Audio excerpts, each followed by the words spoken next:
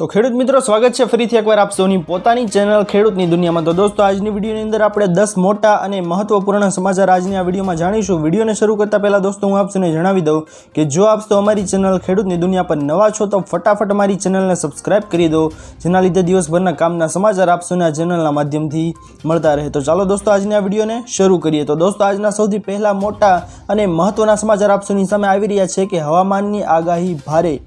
હવામાન વિભાગે ગુરુવારે 1 ઓગસ્ટે આગાહી કરી કે ઓગસ્ટ અને સપ્ટેમ્બર મહિનામાં ભારતમાં સરેરાશ કરતાં વધુ વરસાદ નોંધાશે। આઈએમડીનું કહેવું છે કે ઓગસ્ટ અને સપ્ટેમ્બર દરમિયાન દેશભરમાં વરસાદ લાંબા ગાળાની સરેરાશનો 106% હશે, જે 422.8 મીમી છે। દેશમાં 1 જૂનથી અત્યાર સુધી 453.8 મીમી વરસાદ થયો છે, જ્યારે સામાન્ય વરસાદ 443.8 મીમી હોય છે। આ સામાન્ય વરસાદ કરતાં 2% વધુ છે। ત્યાર પછીના મહત્વના સમાચાર આપ સૌની સામે આગળ આવી રહ્યા છે દોસ્તો કે વાવાઝોડું, આંધી, તોફાન। હવામાન વિભાગે ગુજરાતમાં આગામી 5 દિવસ સુધી વરસાદની ચેતવણી જાહેર કરી છે અને આંધી વાવાઝોડાની ચેતવણી પણ આપી છે। ઓફશોર ટ્રફ અને સાયક્લોનિક સર્ક્યુલેશનને કારણે ગુજરાતમાં વિવિધ જિલ્લાઓમાં ભારે વરસાદની ચેતવણી જાહેર કરવામાં આવી છે। હવામાન વિભાગે ગુજરાતમાં દરિયાઈ વિસ્તારોમાં પવનની ઝડપ 45 કિલોમીટર પ્રતિ કલાક રહેવાની આગાહી કરી છે અને માછીમારોને દરિયો ન ખેડવાની પણ સૂચના આપી છે। ત્યારબાદના મહત્વના સમાચાર આવી રહ્યા છે દોસ્તો કે ટીવી, રેફ્રિજરેટર સસ્તા। હવે લોકોને ટીવી, રેફ્રિજરેટર, મોબાઈલ ફોન ખરીદવા માટે વધારે પૈસા ખર્ચવાની જરૂર નથી। વાસ્તવમાં નાણામંત્રીએ જીએસટી હેઠળ આવરી લેવામાં આવતા ઘરેલું ઉત્પાદનો અને મોબાઈલ ફોન્સ માટે ટેક્સ દર ઘટાડવાનો નિર્ણય કર્યો છે। આ સાથે લોકોને મોબાઈલ, ટીવી અને ફ્રીજની ખરીદી કરીને મોંઘવારીમાંથી રાહત મળવાની છે। નવો પરોક્ષ કર પ્રણાલી તરીકે જીએસટીને સોમવારે 7 વર્ષ પૂરા થયા છે। ત્યાર પછીના મહત્વના સમાચાર આપ સૌની સામે આગળ આવી રહ્યા છે દોસ્તો કે 3 ઓગસ્ટ અતિ ભારે। 3 ઓગસ્ટે ભાવનગર, ભરૂચ, છોટાઉદેપુર, નર્મદા, તાપી, ડાંગ, સુરત, નવસારી, વલસાડ, દમણ, દાદરા નગર હવેલીમાં ઓરેન્જ એલર્ટ સાથે ભારે વરસાદની ચેતવણી આપી છે। આ સાથે જ બનાસકાંઠા, સાબરકાંઠા, અમરેલી, ગીર સોમનાથ, આણંદ, વડોદરા અને પંચમહાલમાં ભારે વરસાદનું યલો એલર્ટ જાહેર કરવામાં આવ્યું છે। ત્યાર પછીના મહત્વના સમાચાર આપ સૌની સામે આગળ આવી રહ્યા છે દોસ્તો કે ચાંદીપુરા સંકટ વધ્યો। રાજ્યભરમાં ચાંદીપુરા વાયરસનો કહેર વધ્યો હતો। અત્યાર સુધી ચાંદીપુરાના 148 કેસ નોંધાયા હતા। ચાંદીપુરા પોઝિટિવ કેસની સંખ્યા પણ વધીને 56 થઈ ગઈ છે। 61 દર્દીઓને ચાંદીપુરાના કારણે જીવ ગુમાવ્યો છે। સુરેન્દ્રનગરમાં ચાંદીપુરા વાયરસથી 11 વર્ષના બાળકનું મોત નીપજ્યું છે। 2 દિવસ પહેલા વસ્તડી ગામમાં બાળકનો રિપોર્ટ પોઝિટિવ આવ્યો હતો, તેમજ મહારાષ્ટ્રના ચાંદીપુરા ગામમાં આ વાયરસનો પહેલો કેસ જોવા મળ્યો હતો। તેથી આ વાયરસ ચાંદીપુરાના નામે ઓળખાય છે। ત્યાર પછીના મહત્વના સમાચાર આપ સૌની સામે આગળ આવી રહ્યા છે દોસ્તો કે રેશન કાર્ડ ધારકોની ખુશખબર।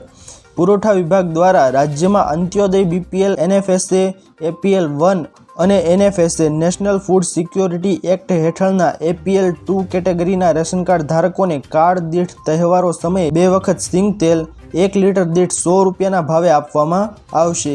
ઓગસ્ટ 2024 અને ઓક્ટોબર 2024 એમ 2 માસ દરમિયાન ડબલ ફિલ્ટર તેલનું વિતરણ રેશનિંગ કાર્ડ ધારકોને કરવામાં આવશે। ત્યાર પછીના મહત્વના સમાચાર આપ સૌની સામે આગળ આવી રહ્યા છે દોસ્તો કે ખેડૂતો માટે મોટી જાહેરાત। સહકારિતા માધ્યમથી ભારત સરકારે મકાઈની ખેતી કરતા ખેડૂતોને સમૃદ્ધિ માટે મહત્વપૂર્ણ નિર્ણય કર્યો છે। મકાઈના ખેડૂતોને તેમની ઉપજના યોગ્ય ભાવ મળે તે માટે કોઓપરેટિવ સંસ્થાઓમાં માધ્યમથી મકાઈની એમએસપી એટલે કે ટેકાના ભાવે ખરીદી કરવામાં આવશે અને તેમાંથી પેટ્રોલના મિશ્રણ માટે ઇથેનોલનું નિર્માણ કરવામાં આવશે। સાથે જ ભારત સરકારે નાફેડ અને કન્ઝ્યુમર કોઓપરેટિવના માધ્યમથી મુખ્ય 4 દાળની પણ ટેકાના ભાવે ખરીદી કરવાનો નિર્ણય કર્યો છે।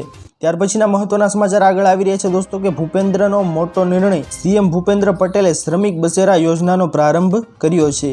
આ યોજના હેઠળ 15,000 શ્રમિકો માટે હંગામી આવાસની યોજનાનું મુખ્યમંત્રીના હસ્તે ખાતમુહૂર્ત કરાયું છે। આ યોજના હેઠળ પ્રતિદિન પ્રતિ વ્યક્તિ 5 રૂપિયામાં બાંધકામ શ્રમિક તથા તેમના પરિવારોને આશ્રય આપવામાં આવશે। આ યોજના થકી 3 વર્ષમાં 3 લાખ શ્રમિકોને આશ્રય સ્થાનમાં રહેવાનો લાભ આપવાનો સરકારનો લક્ષ્યાંક છે, જેમાં 6 વર્ષથી નાની ઉંમરના બાળકોને વિનામૂલ્યે આવાસ ફાળવવામાં આવશે।